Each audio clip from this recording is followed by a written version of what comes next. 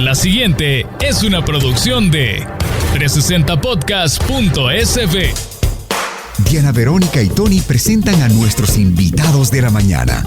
Hoy nos acompañan. Estamos por iniciar la entrevista con Diana Verónica y Tony, que le recordamos que usted la puede escuchar en las plataformas de audio: Spotify, Google Podcast, Apple Podcast, Amazon Music y TuneIn. Y si no, entran directamente a 360podcast.sv. Ahí está Diana Verónica y Tony, la entrevista. Y además pueden encontrar otra serie de podcasts, como por ejemplo Economía Masticada, Hombres a la Cocina, Amores Perros. Está el de nuestros amigos de Radio Shack, que se llama Tecno Shack, y en el After Office. Así es, para mujeres emprendedoras. Recuerde también que puede seguirnos en todas las redes sociales, en Instagram y en Facebook, @360podcastsb, en Twitter, @360podcast_sb. O sea, hay diferentes rutas, ¿verdad? Y todos lo dirigen a 360 Podcast. La entrevista se sube todos los días. Recuerde darle clic a la campanita para que le llegue la notificación. Hoy estamos bien portados aquí en cabina, Diana. Como siempre. Bueno, y es que se viene un evento muy importante de trascendencia internacional dentro de la Iglesia Católica en nuestro país. El 22 de enero será el acto de beatificación del padre Rutilio Grande, de Nelson Rutilio Lemus, Manuel Solórzano y Fray Cosme Espesoto. Y la Iglesia Católica se está preparando, como tú decías, a lo grande para este evento. Para hablar de eso, ¿quiénes nos acompañan? Bueno, ya está con nosotros aquí Monseñor Rafael Urrutia. Gracias por acompañarnos, Monseñor. Es un gusto estar con ustedes. De verdad, me encanta acompañarlos y además conversar los temas que ustedes nos inviten. Monseñor Urrutia es el canciller de... ¿Cómo es el cargo? Soy canciller del Arzobispado de San Salvador. El Arzobispado, ajá. Y vicepostulador diocesano, con el padre Edwin también, de la causa de canonización de Rutilio Grande. Ajá. Okay. Solo de Rutilio Grande y de las dos personas que fallecieron de con Rutilio él. Grande, Nelson y Manuel. Y de Fray Cosme Espesoto, eso es... Ellos lo llevaron los franciscanos y en esa causa yo fungí como promotor de justicia. El promotor de justicia en una causa de canonización es el que vela porque todo se haga conforme a la ley. O sea, muy bien. O sea, legalmente, por así decirlo, ¿verdad? También lo involucramos en este grupo en donde estamos buscando la beatificación. Sí. Algo así, ¿verdad? Sí. Algo así. Muy bien. Y también el otro padre Edwin, decíamos con Tony. Es que somos amigos también del padre Edwin Núñez. De Baños, de Metapán. Ajá. Sí, porque el otro no es padre. Sí, el otro es funcionario. El de presidente de la GEA, perdón. Baños de Metapán, pero usted es el otro padre Edwin. El padre Edwin Hernández. Enríquez. Va, mejor. Ni porque lo tenemos escrito ahí, mire. Ajá, Enríquez. Ay. Perdón, padre. Bueno, muchas gracias por la invitación. No somos perfectos, los hijos de Dios no somos perfectos.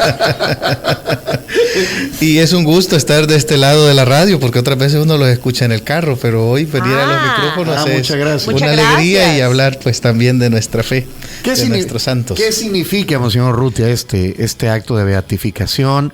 ¿Y qué significa también dentro de la Iglesia Católica que alguien sea beato? Para nosotros este evento significa el reconocimiento que la Iglesia hace de estos hermanos nuestros, 2 sacerdotes y 2 laicos, de una vida realmente dedicada a Dios y al servicio de los pobres en la Iglesia. Es el reconocimiento de una vida realmente cristiana que nos muestra que hoy en este mundo, frente a las dificultades, a los avatares, a los temores y a las esperanzas, se puede ser santo. Y beato significa que estamos en la mitad del camino. Hay un reconocimiento a su martirio y que se les puede brindar culto público reservado exclusivamente a la provincia eclesiástica del Salvador.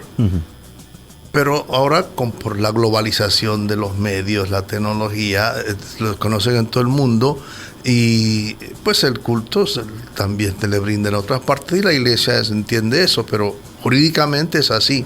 Un culto limitado a la provincia eclesiástica del Salvador, o si quieren, a Latinoamérica, y la canonización, el culto es universal, por eso las canonizaciones solo las hace el Papa. Y en Roma. Si bien es cierto, creo que es un acto que es motivo de alegría para la comunidad católica, las circunstancias en las que estas personas fallecen y por lo que luego, pues ahora van a ser beatos, no son alegres, no son, o sea, son trágicas. O sea, tiene que culminar todo ese trabajo, dice usted, monseñor, de la lucha por los más pobres, ¿verdad? De la fe. ¿Tiene que terminar de una manera trágica para ser considerado beato o para seguir este camino? Es decir, el martirio generalmente termina trágicamente con la muerte, un evento martirial, una muerte trágica a causa de la fe, ¿verdad? Predicada, creída, vivida, y normalmente es eso. El martirio es una vocación muy particular. El padre Edwin y yo tenemos vocación de curas, vocación sacerdotal, pero de mártires no lo sabemos, porque el martirio es un don de Dios, es un regalo que Dios hace a muy pocos de sus hijos para que, en orden a su fe, a la vivencia de su fe, a la experiencia de Dios, a la entrega por los pobres, por lo que sea, ¿no? Por amor a los hermanos, muere dando su vida, testimoniando su fe hasta las últimas consecuencias con el derramamiento de su sangre, para unirse indefectiblemente a la pasión de Jesús. A ver, para poner en contexto a la audiencia, el padre Rutilio Grande, Nelson Rutilio Lemus y Manuel Solórzano fallecen en un mismo evento, ¿verdad? Podríamos rápidamente hacer un resumen, padre Edwin, de qué ocurrió y cómo sucede la muerte de estas tres personas. Bueno, el padre Rutilio Grande se encontraba desde el 72 en Aguilares, y allá desempeña toda una labor de caminar con los pobres, cercano a la gente, enseñándoles a leer, conociendo también sus sufrimientos, sus luchas, el trabajo, reivindicación de derechos, explicándoles también la Constitución de la República. Uno de los presidentes se la regaló, y junto con la Biblia, pues él también ayudaba a que la gente se empoderara. Era maestro. Él fue maestro, ajá, sí. Entonces, todo esto fue siendo también incómodo, la labor del sacerdote. Algunas veces esto se entiende mal, es una promoción humana, es doctrina social de la iglesia, y se entiende mal, ¿verdad? Sacerdote que habla con la verdad, que busca la justicia con los medios, los canales que todos conocemos, pidiendo que las instituciones funcionen. Y entonces comienzan a llegar amenazas de que se calle, que no siga por esa línea. Ahora, y amenazas en el 77 las circunstancias eran totalmente diferentes. Del 72 llegó a Aguilares. El martirio sucedió en el 77. Entonces el martirio sucede en el 77, que es un año muy convulso, hubieron elecciones. A eso me refiero, que las circunstancias eran totalmente diferentes a las que vivimos ahora. Ajá. Pero hay que señalar eso, que hubieron amenazas, tanto que se callara, que no siguiera con esa misma línea de predicación de la palabra, del evangelio, que libera. Y entonces llegan también amenazas de muerte. Ya el padre Rutilio, pues, de esto era consciente y no quería que nadie le acompañara. Entonces, aquel día, 12 de marzo de 1977, él iba de Aguilares al Paisnal, porque también atendía esa otra iglesia, que era su pueblo natal, a la segunda misa de la novena de San José, que es el patrono de ese pueblo, del Paisnal. Y allí, al pasar las líneas del tren, lo interceptaron, ¿verdad? Sus verdugos, se cree que fueron 8 personas las que les dispararon, ¿verdad? Ellos llevaban la consigna de no dejar vivo al padre. Y el padre no quería que nadie le acompañara, pero en el camino... Por las amenazas que ya había recibido. En el camino encuentra a estas 2 personas. Bueno, don Manuel, que si bien era su sacristán, pero se había hecho como un voto de no dejar solo al padre. Entonces se subió al carro. Uh-huh. En el camino se encuentran a Nelson, que él sí era del Paisnal, que iba camino allá. Entonces uno entiende que le dan el ray, ¿verdad? Son 4 kilómetros. Y Nelson era como los monaguillos que le llamamos. Podríamos decir, ¿verdad? Un servidor también en era la iglesia. Un servidor de la iglesia. Un colaborador. Ajá. Y entonces ellos, digamos que los verdugos no tenían conciencia que ellos iban a ir en el carro. Entonces ahí todo lo que Monseñor Urrutia dice nos ha explicado, ¿verdad? Es Dios el que elige para el martirio. Estas dos personas no lo buscaban. Ellos acompañaban al Padre, que todo tiene un significado, porque es también que el Padre Rutilio muere como vivió, ¿verdad? Él vivió entregado a la gente no lo dejaba solo, y ahí están los ancianos y los jóvenes, que algo tan importante para la iglesia, que son los feligreses. Entonces muere como vivió. Y ahí se da el evento, más o menos hacia las 5:30 de la tarde. Curiosamente fue un día sábado y por la tarde. Y la beatificación va a ser también un día sábado y por la tarde. El próximo sábado 22, ¿está programado para qué horas, padre? A las 5 de la tarde. 5 de la tarde. Y en el caso de Fray Cosme Espesoto, ¿cómo ocurre el martirio? Bien, mire, el Fray Cosme Espesoto llegó aquí más o menos cuando yo estaba naciendo en 1953. Un hombre bueno, un hombre con experiencia de Dios, un hombre muy santo. Franciscano, fraile franciscano. Y llegó a San Juan Onoalco y ahí ejerció todo su ministerio. Y como buen samaritano atendía a los pobres, a los campesinos, auxiliaba a la gente en dificultades y también reclamaba a la guerrilla y reclamaba a las autoridades y regañaba a los guerrilleros también. Es decir, era un hombre que era ecuánime, parejo, digámoslo de esa manera, pero hubo amenazas a gente catequista suyos y fue y reclamó a quien debía reclamar, a la autoridad del cuartel. Y posteriormente también fue amenazado por la guerrilla porque no lo dejó tomarse la iglesia. Tengo entendido eso. Y o sea que no estaba a favor de los pobres, ¿verdad? Sí, también me imagino que debe haber sido acusado de eso, pues. Sí, entonces al final reclamó tanto de que fue incómodo para las autoridades. Y también mientras se estaba preparando para celebrar la misa de rodillas ante el Santísimo Sacramento, fue acribillado a tiros también por militares, en esa época, ¿no? Ahí ya se sabe que fueron miembros del ejército. Sí, ahí sí. 1980. 14 de junio de 1980. Lo del padre Rutilio Grande fue 77. Por escuadrones de la muerte. Ese es el otro tema, era paramilitares, vestidos de civil, porque la otra parte, que eso es muy bueno que lo toquemos, ¿verdad? La iglesia hace un proceso, pero también nosotros respetamos nuestro campo, ¿verdad? El caso del padre Rutilio, al igual que el Monseñor Romero y otros sacerdotes, tienen que ser esclarecidos por las instituciones de justicia del país. A nosotros no nos toca eso, a nosotros nos toca el tema que fueron asesinados por odio a la fe, predicando el evangelio, la doctrina del evangelio. Y defender el evangelio. Lo otro, lógicamente, tiene toda una ciencia para investigar. Nosotros no somos quienes para señalar a esta otra persona. Pero el hecho de que suceda la beatificación pone en contrapunto, o sea, el hecho, el entender que todavía no se conocen un montón de verdades, Monseñor y Padre Edwin. Justamente se está hablando que la Asamblea Legislativa de mayoría oficialista está evaluando crear una nueva comisión especial para investigar los crímenes de guerra y de lesa humanidad cometidos durante el conflicto armado. Existen informes como el informe de la Comisión de la Verdad, otro montón de investigaciones que se han hecho a lo largo de los años, pero muchas de las verdades todavía no se ha llegado a una conclusión lo que dice jurídica, pues. Es que no hay investigaciones concluyentes, ¿verdad? Por eso preguntábamos el hecho de si se confirma o si hay confirmación de quiénes son los responsables, los autores materiales de estos hechos.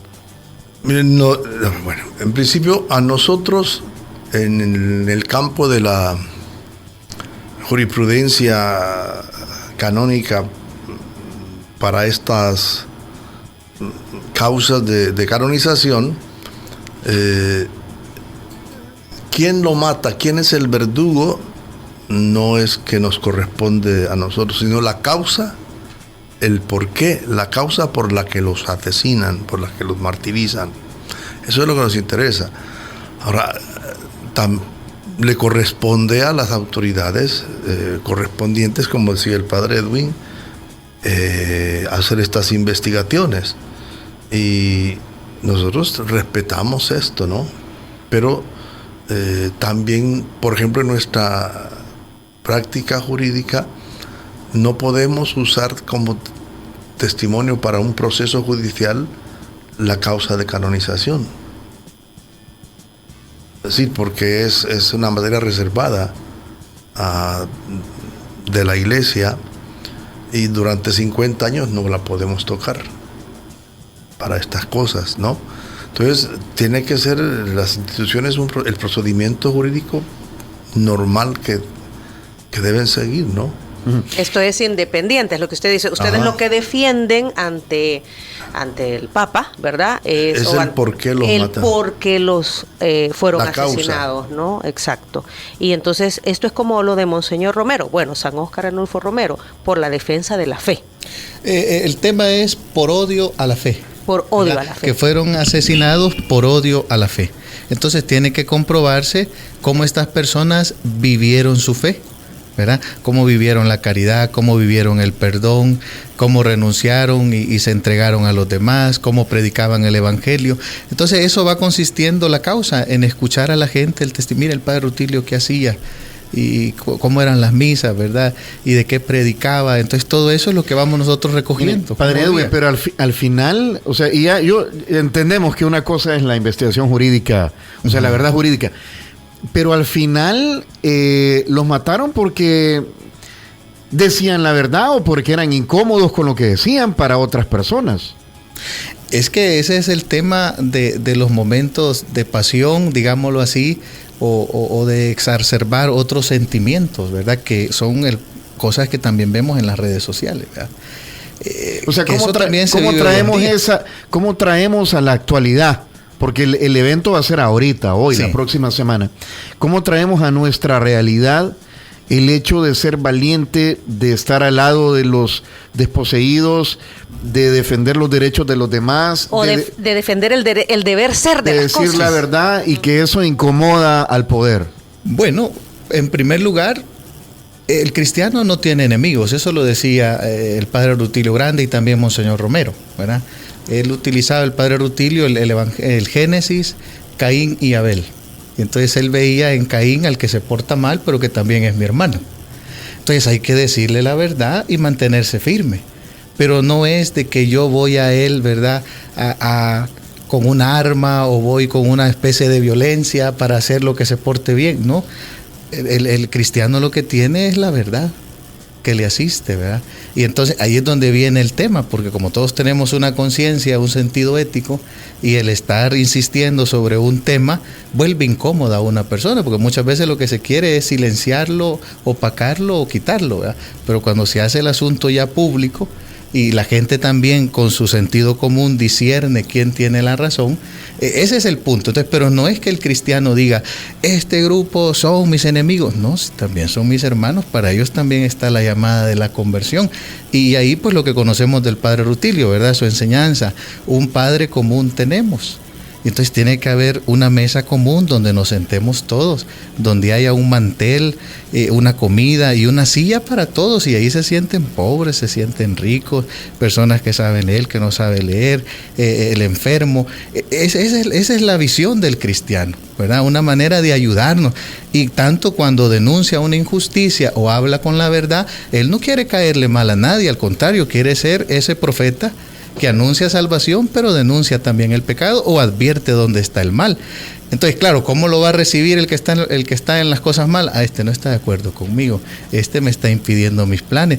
Pero el cristiano no tiene ninguna fuerza que lo asista más que la verdad, o lo que decíamos, la gente que le apoya. La defensa de lo que él hace comunión, ¿no? De lo que él cree. Perdón, Diana, y ahí estaría el punto. ¿Qué tal si el cristiano está defendiendo un derecho y pasado unos días se retracta? ¿Qué diríamos nosotros? No era auténtico, lo compraron, lo intimidaron. Entonces, ahí es donde se ve también el martirio. porque se muestra lo que decía Monseñor Urrutia, esa firmeza hasta las últimas consecuencias. Es dar mi vida. consecuente Exacto. en lo que dice y en lo que hace hasta que alguien pues termina con su vida y ya no lo puede continuar. Puse en Google ahorita frases de Rutilio Grande y me apareció esta. El odio no cabe en un cristiano. Un poco aunque nos apaleen y nos quiten la vida, tenemos que seguir amando y perdonando. Así nos enseñó Jesús, ¿verdad? Padre, perdónales, sepan o no sepan lo que hacen. Sí.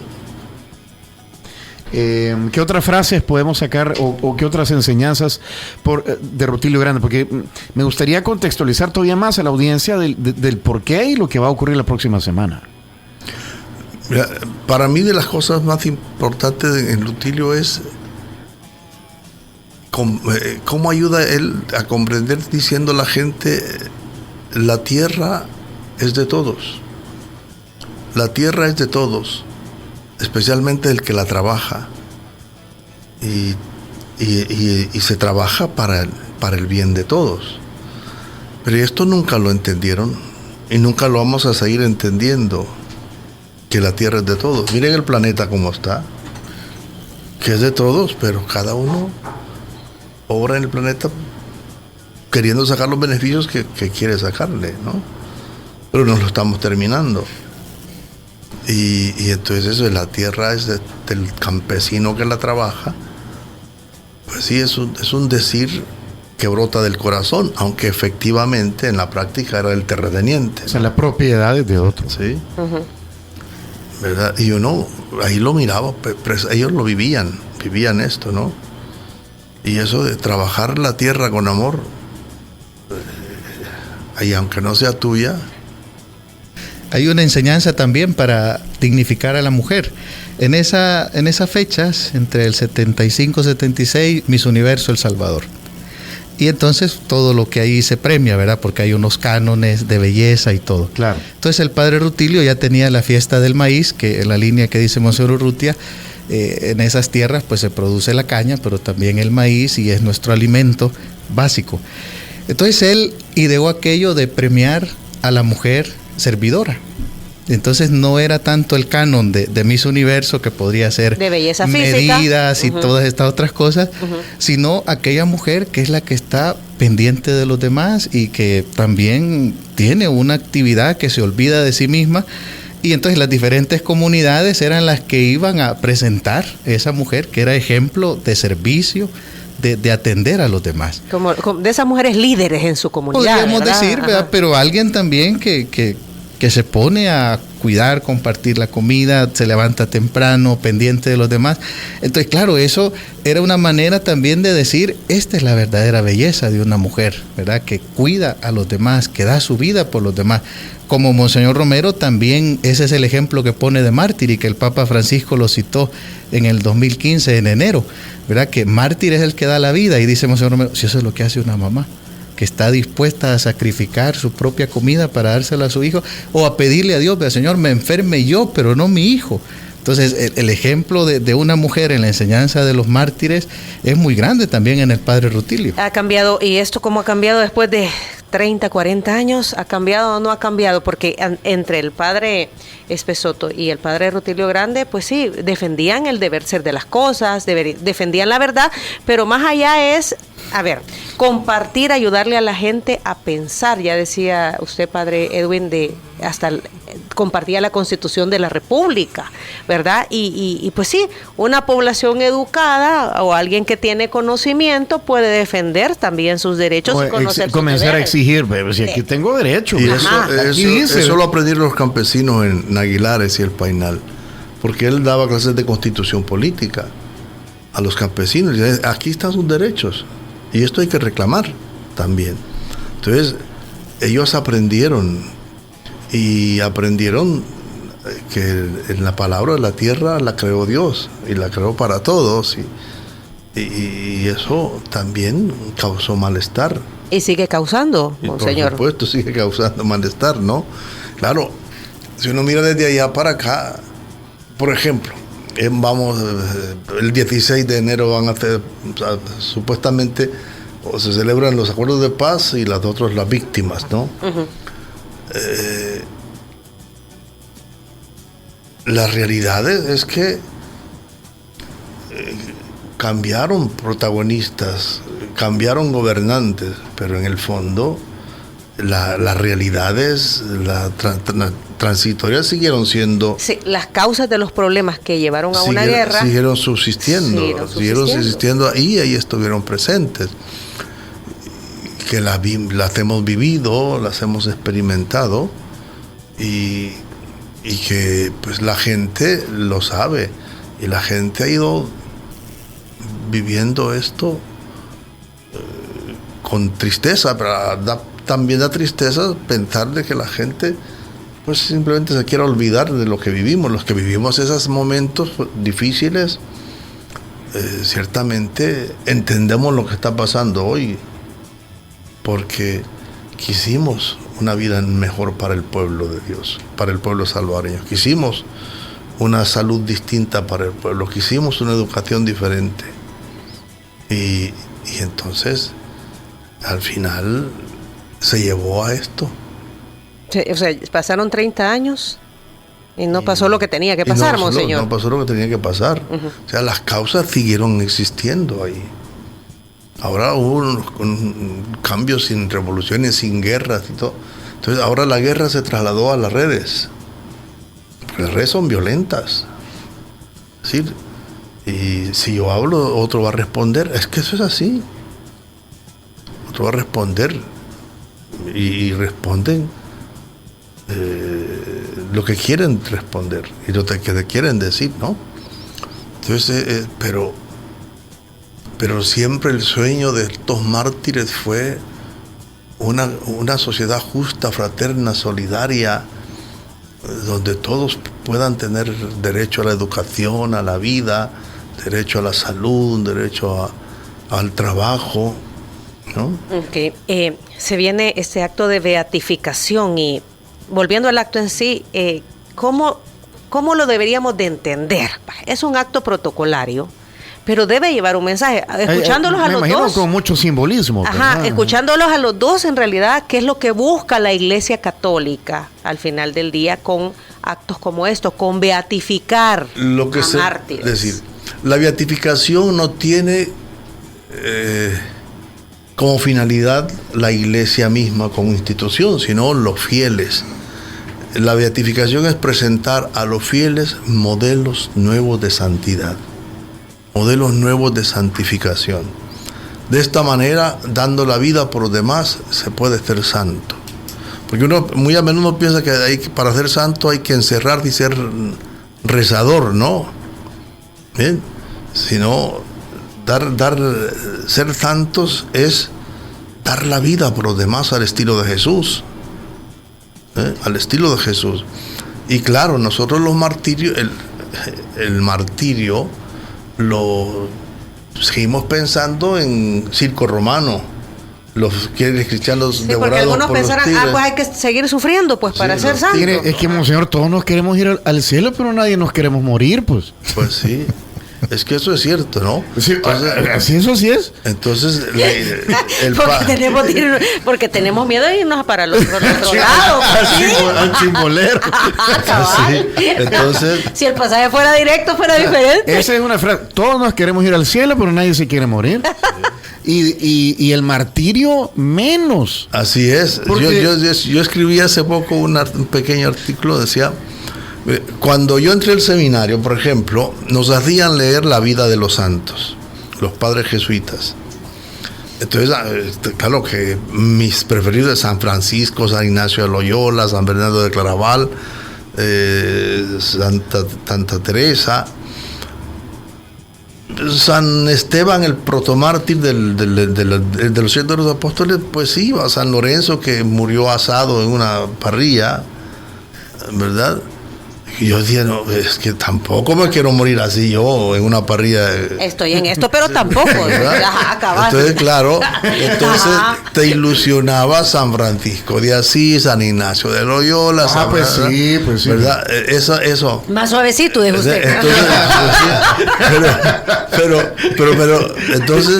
Pero claro, cuando empezamos a ver el martirio en nuestras tierras, en América Latina, El martirio en América Latina tiene que ver con el Concilio Vaticano II y la mirada hacia los pobres, la mirada hacia la iglesia primitiva, que nació en medio de los pobres, sirviendo a los pobres. Por eso el Papa Francisco dice, una iglesia que vuelve la mirada a los pobres, una iglesia en salida, una iglesia que va en busca del excluido, que va en busca del que se ha ido, que va en busca de los que sufren. Y claro, cuando la iglesia toma conciencia de esto y lo va poniendo en práctica, se va a encontrar con la oposición de estados totalitarios, de gente que se opone a la predicación de la palabra de esta manera, a la predicación de la doctrina social de la iglesia, y entonces van a enfrentar no a la iglesia, sino a este fulanito. ¿Ven? Por eso entonces, pero la iglesia toma conciencia en América Latina del martirio y en todas partes, cuando mueren personajes simbólicos como Romero, como Rutilio. Es que ¿sabe qué, monseñor? Yo lo estoy escuchando y mencionó a San Francisco de Asís y a... Esos son como santos de postalita. No me lo tome a mal. No me lo tome a mal. Son santos como de postalita. Son de virtudes heroicas. Sí, pero cercanos a mi realidad. A algo que me puede pasar a mí ahorita. Eso es lo que quiere la iglesia darnos a entender. Hoy Esos ya no son de postalitas. Son de vida, son de tu vida, son de tu historia. Ajá. Entonces son los santos que hoy en tu historia, que los has visto, que los has oído, que te han hablado de ellos, te das cuenta de que se puede ser santo, de que se puede ser mártir en ese sentido. Y hay que ser mártir para ser santo. Es que no. Hay que ser santo para ser mártir. No, es que yo estoy un poco preocupada como usted. Hay que ser santo para ser mártir, ¿no? Es decir, aunque el martirio, pues también... No nos vayamos a los extremos. Sí, santos. Así es, entonces es importante entender que estos son santos de la actualidad nuestros, que los conocimos. De nuestro entorno. Que nos dicen, miren, sí se puede hacer de esta manera, ¿no? Recuerdo ahorita, porque estábamos justamente los cuatro reunidos hace varios años, hablando sobre cuando comenzaba la causa.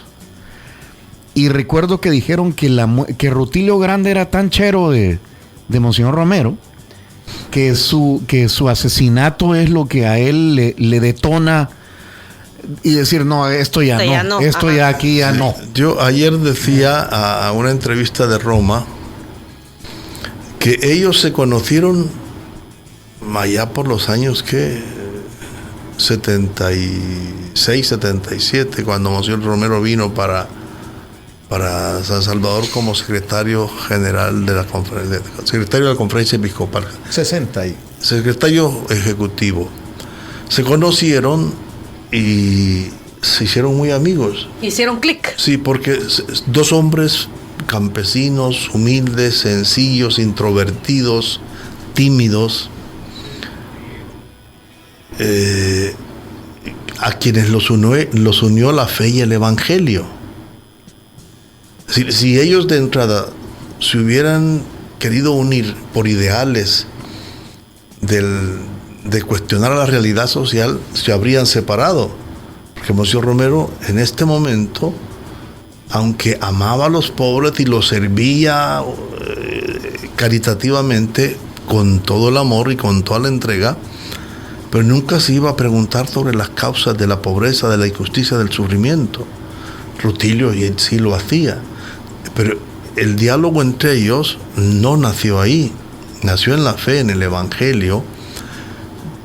Incluso el trabajo pastoral de Rutilio inicialmente a Monseñor Romero lo atemorizaba, lo asustaba. Cuando Rutilio es asesinado, y ya él era arzobispo 12 días después de que tomó la posesión de la diócesis, Rutilio es asesinado. Y entonces Romero en ese momento dice que ciertamente encontrarse con este trabajo de Rutilio le abrió los ojos a una mirada diferente a la realidad, a la vida. Entonces, ¿qué le sucede al Monseñor Romero? por su fe, por su evangelio, la mirada la vuelve no al dolor propiamente, sino la vuelve hacia Dios. ¿Qué hago? ¿Esto qué me quieres decir con esto? ¿Qué palabra tuya es la muerte de Rutilio para mí? ¿No? Entonces, en ese momento dice que entonces Dios llevó a Romero por los caminos que él quiso, que Dios quiso, que a lo mejor no eran los que Romero quería. En ese momento, ¿verdad? Dios llevó a Monsieur Romero por este camino de la opción preferencial por los pobres también, y a partir de ahí dijo, el que toca a un sacerdote toca al obispo, el que toca a los pobres toca el alma de Cristo.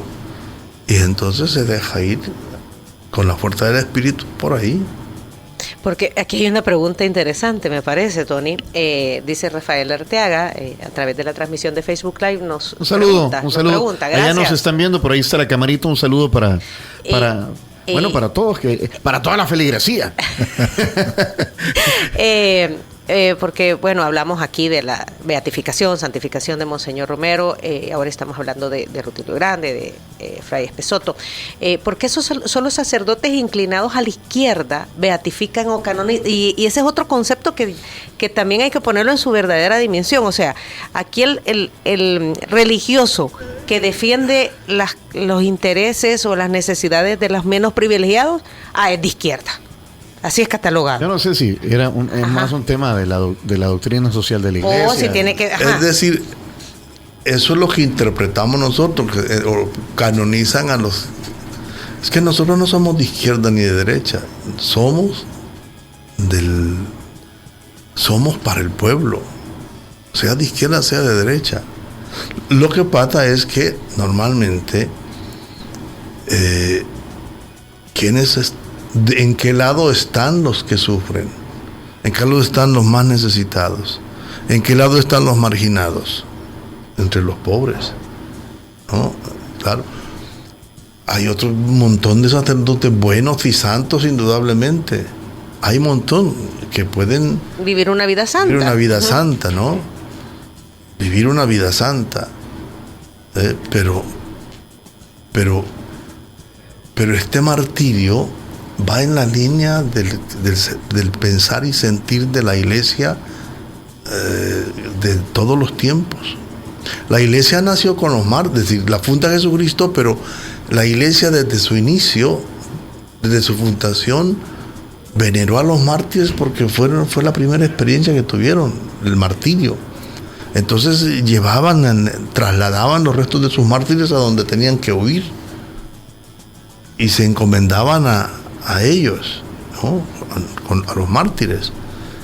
Después del 319, cuando viene la paz constantiniana, entonces la Iglesia se va a dar cuenta de que ese santo no solo muriendo mártir, sino también por virtudes heroicas, y donde empiezan a aparecer estos otros santos. De estampita, que dice el compañero aquí, ¿verdad? Sí, o sea, por vivir una vida santa, ¿verdad? Que no termine en martirio. Es decir, y claro, y no es que Monseñor Romero y Rutilio sean de izquierda, no, son sacerdotes para todos. Lo que pasa es que servir a los pobres no nos tiene que identificar con la izquierda, sino que nos tiene que identificar con Jesucristo. Es que ese es un mal concepto que hemos desarrollado, Padre Edwin, que si tú defendes los intereses de los menos privilegiados, sos de izquierda. Pues es lo que necesitamos, ¿verdad? Tener tolerancia, aprender también a convivir, a hablar, a respetar también y no etiquetar, porque esto podría irse también al fútbol, ¿verdad? Cuando alguien dice que es del Barça, qué mal te está yendo, no sé qué, no sé cómo. Bueno, ¿y qué tiene, verdad? Si tiene simpatía por ese equipo de fútbol. Entonces, querer ver la vida siempre blanco, negro, no es así, porque la Iglesia tiene una misión que acompaña a todos los hombres. Entonces, es más, ciertamente nos reunimos en nuestras misas o oraciones, pero el sacerdote piensa en su lugar, cuando hay una catástrofe o en las obras de caridad que hacemos, no pedimos el carnet. Vaya, solo los católicos les vamos a dar comida. Solo vengo aquí a la cárcel solo a ver a los presos católicos. No, el sacerdote hace una labor por todo, ¿verdad? Ciertamente, como digo, nos reunimos para nuestras oraciones los que estamos, la feligresía, los bautizados, pero la proyección es por todos, que hay lluvias y proyecto de esto y el otro. Se piensa beneficiar a todos, ¿verdad? Y eso es lo que cuesta ver, porque entonces viene ese punto. No se dice que esta persona está viviendo el Evangelio a la manera de Jesús, sino que ya se le quiere poner, ¿verdad? No, es que este tiene esta preferencia o es de este modo de pensar. No es así. Alguien tiene que hablar de la palabra de Dios a cada ámbito, pues, ¿verdad? Lo que ustedes decían, o lo que preguntaba el compañero, el amigo que nos está siguiendo. Rafael Arteaga. Claro, si está San José María Escrivá de Balaguer, y así podríamos ir poniendo otros sacerdotes que son de virtudes heroicas, pero no todos vamos a hacer lo mismo. Y la palabra mártir quiere decir testimonio de la fe. O sea que si bien todos estamos llamados a vivir el Evangelio, a vivir la fe, ya a unos los va a llamar el Señor a que derramen su sangre. Pero cada uno a su manera tenemos que vivir también un martirio, que es saber que yo estoy siendo consecuente con mi fe. Y eso me va a traer persecución, me va a traer críticas, me va a traer rechazo, pero estoy tratando de vivir el Evangelio de Jesús. Y ese es un tema que sí todo cristiano lo sabe. Ok, hay que ser consecuentes. Son las 8:47. ¿Qué va a pasar el sábado? ¿Cómo se desarrolla una ceremonia de este nivel? Bueno, como decía Tony, ciertamente es un acto jurídico, ¿verdad? Es un decreto, el inscribir el nombre de los siervos de Dios ahora, por pocos días ya, 9 días, en el catálogo ahora de los beatos, ¿verdad? Y eso pues, como es un acto muy grande, la iglesia todo lo grande pues lo celebra en una misa, ¿verdad? Una boda, la confirmación, lo celebramos en ese sacramento tan bello, tan hermoso de la Santa Misa. Y allí es donde se tiene lo que ya le llamamos un rito de beatificación. Entonces eso va a ocurrir al inicio, y esto es muy interesante decirlo, porque cuando alguien está viendo un partido de fútbol quisiera saber en qué minutos son los goles para no perdérselo. Entonces, el rito de beatificación es al inicio. En los primeros 30 minutos es donde se va a dar el rito de beatificación, entre el canto del Señor ten piedad y el Gloria. De tal manera que si alguien no está desde el inicio y llega a la hora del Evangelio, ya se lo perdió. Sí, ya se lo perdió. Es una celebración eucarística, es una misa. Es una misa. Ajá. Y en los primeros 30 minutos va a tener lugar el rito de beatificación. ¿Qué consiste el rito? Que es entre el Señor ten piedad y el Gloria. El rito consiste en que el obispo del lugar donde fue el evento martirial hace la solicitud al Papa de que se inscriba el nombre de esos beatos, de esos siervos de Dios, en el catálogo de los beatos. En este caso, el arzobispo Monseñor José Luis Escobar Alas pediría al cardenal Rosa Chávez, que es el que representa al Papa. Es el delegado del Papa, sí, ¿no? Así es, que inscriba los nombres de Padre Rutilio, Manuel Solórzano y Nelson Rutilio Lemus. Y Monseñor Bolaños, obispo de Zacatecoluca, donde fue el evento martirial de Fray Cosme en San Juan de Onalco, le pediría, ¿verdad?, lo mismo. Luego ya vendría la respuesta, que es leer una carta en latín, que luego se lee en español, que es la carta apostólica, con la que el Papa recibe esa petición y a la vez también concede que se puedan inscribir. Y allí es donde entran las reliquias, que es reliquias de primer grado, sería una sábana, creo que es de Fray Cosme, ¿verdad? Sí, creo. Una sábana con sangre, y de Padre Rutilio será un pañuelo también con sangre. Y ya pues se llevan en unas urnas especiales, porque son la sangre de los mártires, se ponen en el altar, se inciensan, y ya en ese momento pues los cantos alusivos, ¿verdad?, que conocemos de sus martirios. ¿Qué pasa con los dos laicos? De ellos, digamos que solo tenemos una reliquia del Padre Rutilio. Entonces presentaríamos la del Padre Rutilio como en representación del acto, de la causa, porque sabemos que la tumba de ellos está en el Paisnal, ¿verdad? Pero aquí solo es para presentarlo, algo que los haga pues tenerlo ahí con nosotros también. Y entonces ya con el último canto pues ya vamos a ver la gigantografía que va a estar allí. ¿Qué tiene eso? Sí. Que es donde están el rostro de los 4, ya en cómo se nos presenta, porque viene la otra parte, que a partir del 22 a las 5:30 de la tarde, digámoslo así, comienza ya la búsqueda de un milagro, ¿verdad? Se dice así en el sentido, como explicábamos, señor Urrutia, que el proceso continúa, ahora ya hacia la canonización. Pero la iglesia establece que el milagro tiene que ser después de la beatificación. O sea que si el milagro es hoy, no cuenta para la canonización. Hombre. Tiene que ser a partir del 22. ¿Y ustedes van a participar también en ese proceso, en impulsar esa causa, o estarían expectantes de que algo como un milagro ocurra por intercesión de los beatos? Nos tocará trabajar. Si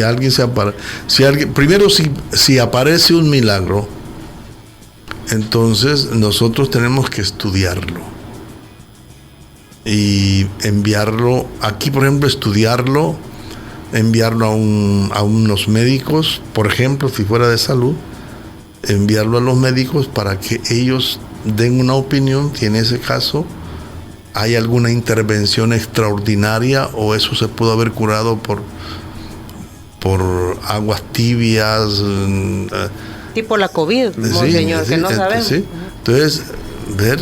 No, de verdad. O sea, le voy a hacer una pregunta. ¿Existen los milagros todavía hoy por hoy, Padre Edwin? Por supuesto que sí. Usted y yo estamos vivos, ese es el milagro más grande. Sí, cuando decimos... En El Salvador, sí. Cuando decimos, estamos hablando siempre dentro de las leyes de la iglesia, que el milagro para la canonización tiene que tener unos ciertos elementos porque va a ser estudiado. Entonces, vaya, Monseñor Urrutia estaba hablando de un milagro en concreto, de milagros así en concreto. Relativos a curaciones. A curaciones. Salud. Entonces, cuando llegan, por ejemplo, con Monseñor Romero, yo creo que escuchamos como 5, ¿verdad, Monseñor? Por ahí. Pero algunos de ellos no reunían requisitos. Pero claro, a la persona no le podemos decir, mire, no fue Dios quien la curó. Claro que ha sido un milagro que Dios le ha concedido, una gracia de Dios. Pero no entra en este canon porque esto es algo como... jurídico, digámoslo así, que sí necesitamos cumplir todos los elementos. Vaya, se me viene a la mente una señora que ella había venido a El Salvador, que lo presentó ese milagro, por un par de días, creo que para la beatificación, y de regreso al oriente del país tuvo un accidente. El vehículo, ella quedó mal de la cabeza, tenía algunos coágulos de sangre, esto y lo otro.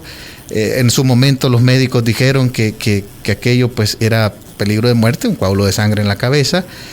Y comenzaron a hacerle TAC, radiografías, a darle medicamentos. Luego se diluyó y la señora se curó y se fue. Pero cuando hablamos con un médico, ¿qué nos dijo un médico? Eso puede pasar. Entonces ya no estamos dentro de, mire que un médico, porque cuando es milagro, el médico dice, yo no sé aquí qué ha pasado. Él no nos va a decir que es milagro. El médico va a decir... Científicamente no hay una explicación. Exacto. Ajá. En cambio, en este caso sí, no, si para eso se le da esta medicina, para que el coágulo de sangre, ¿verdad? Si algún médico está escuchando nos lo puede explicar mejor. Y ya ahí nosotros pensábamos, aquí estamos delante de un milagro. Pero cuando íbamos viendo todos los diferentes elementos, no se cumplía. Entonces, en ese sentido es que decimos, Tony, de un milagro. Pero claro, milagros hay muchísimos a cada momento. Ok. Monseñor Escrivá de Balaguer nos dice que Germán Hernández también se ha canonizado y él no es asociado a la izquierda. Lo que usted creo que lo mencionó, sí. ¿Verdad, Monseñor? Sí, Monseñor José María Escrivá de Balaguer fue canonizado por virtudes heroicas, igual que Juan Pablo II por virtudes heroicas, igual que Teresa de Calcuta por virtudes heroicas, igual que Pablo VI, igual que Juan XXIII por virtudes heroicas, que es un proceso. Hay dos vías para el proceso de canonización, por virtudes heroicas o por martirio, ¿no? Por virtudes heroicas o por martirio. Escogemos el de virtudes heroicas, ¿verdad, monseñor? Sí, la mayoría pensamos que por virtudes heroicas. Asado no, padre. Pues sí, pero igual son santos, ¿no? Monseñor, claro. Padre Edwin, nos quedan 5 minutos de entrevistas. Entiendo, pues esto es un acto, me imagino, y ya lo he estado leyendo, el cardenal Rosa Chávez dice que están invitados los 3 poderes del Estado pues hay invitados especiales, me imagino el nuncio apostólico, digamos que hay un tema protocolar. Pero y el de a pie y la gente que quiera de alguna manera participar del evento, del acto este sábado 22, ¿cómo puede abocarse? ¿Qué tiene que hacer? Ayer cerramos las inscripciones porque tenemos una limitación de 6,000 personas. Pero estamos invitando que en las parroquias pongan pantallas para que la gente pueda participar dentro del templo de la misa y a la hora de la comunión distribuirle la comunión dentro del templo como por la misa en tiempos de pandemia, ¿no? Claro. Y también la gente lo puede hacer en casa. El que llegue y esté afuera, pues le vamos a atender, vamos a intentar de que guarde las medidas de bioseguridad. Porque aquí, por ejemplo, a la zona del templete se va a entrar con mascarilla, con su frasquito de alcohol gel, y las sillas están puestas de tal manera que hay distanciamiento. Por un lado. Por el otro, vamos a pedir el certificado de las vacunas. Es decir, para garantizar. No que mire que traigo la PCR, no, lo siento, es la vacuna, es el certificado de vacunas. ¿No? Muy bien, pues sí hay que ser responsable, ¿verdad? ¿Y lo va a transmitir el canal de la televisión católica? El canal del padre. Perdón. De la iglesia. Es del padre. Señor director, perdón. Ajá. De la iglesia. Sí, como... TVK, ¿verdad? TVK. Ajá. Sí, como decía Monseñor Urrutia, pues claro, la participación es representativa, 5 de cada parroquia de todo el país, y todos vamos a estar conectados, ojalá en las parroquias para que puedan comulgar, o en sus casas, en la televisión o en un teléfono celular. Entonces TVK, pues de Canal 39, en los diferentes señales, tanto de cable como abierta, lo va a transmitir. Pero también se van a asociar otros medios, ¿verdad? Todo eso lo hemos estado allí organizando porque hay mucho interés. ¿A qué horas el sábado comienza la transmisión? Vamos a tener una previa desde las 3 de la tarde, ya para ir ambientando, y ya a las 5 comienza la misa. Entrevistas, reportajes. Entrevistas, cantos, ¿verdad? Todo eso se ha venido haciendo, los reportajes, motivando también a la gente a visitar los lugares. El Paisnal, ¿verdad? También San Juan Nonualco, que allá es donde también son puntos de peregrinación, de mucha oración, ¿verdad? Me imagino que en esos lugares van a hacer alguna, como le dijera, transmisión especial, un acto especial. O sea, estarán unidos a la transmisión, pero me imagino que... Sí, del Paisnal es de donde más sabemos que van a ser 3 días. Allá 3 días de fiesta. El padre está organizando algo muy grande porque... por más que él traiga 3, 4 buses, siempre va a quedar gente allá. Entonces también va a haber algo especial. Y es significativo, o sea, es la gente que vivió o que conoce la historia de cerca, ¿verdad? Sí. Lo mismo que San Juan Nonualco, es donde el padre Espesoto también, Fray Espesoto. Los nonualcos. ¿Cuánto va a durar, perdón? Bueno, sí. Ajá. De 3 la previa, a las 5 a las 5 es el acto protocolario. La misa puede andar por unas 2 horas y media, ¿verdad? Por las cosas que son mucha gente o los cantos que hay que hacer. Pero anda por ahí 2 horas y media. El cierre de calles me imagino que comienza para las movilizaciones. El viernes en la noche a las 9. El viernes a las 9 de la noche se cierran los alrededores de la Plaza Salvador del Mundo. Sí. Bueno, muchísimas gracias por venir a participarnos, a entender el sentido, el significado de estos son nombramientos o declaratorias, un decreto, ¿verdad? Sí, una declaración de beatificación. De beatificación del padre Rutilio Grande, de Nelson Rutilio Lemus, Manuel Solórzano y Fray Cosme Espesoto, padre franciscano. Qué gusto verlos, ojalá que todo salga bien, ¿verdad? Y que sea de beneficio para nuestro país. Muchas gracias. Esta entrevista la pueden volver a escuchar en 360podcast.sb, Diana Verónica y Tony, la entrevista, o ingresan directamente a las plataformas de Spotify, Google Podcast, Apple Podcast, Amazon Music y TuneIn. La página web www.360podcast.sb, en Instagram, en Facebook, @360podcast.sb y en Twitter, @360podcast_sb. Cualquiera de esas plataformas usted ingresa y lo lleva directamente. Busque la entrevista con Diana Verónica y Tony. Se sube todos los días, así que dele clic a la campanita para que reciba la notificación una vez la entrevista esté arriba. Esta fue una producción de 360podcast.sb.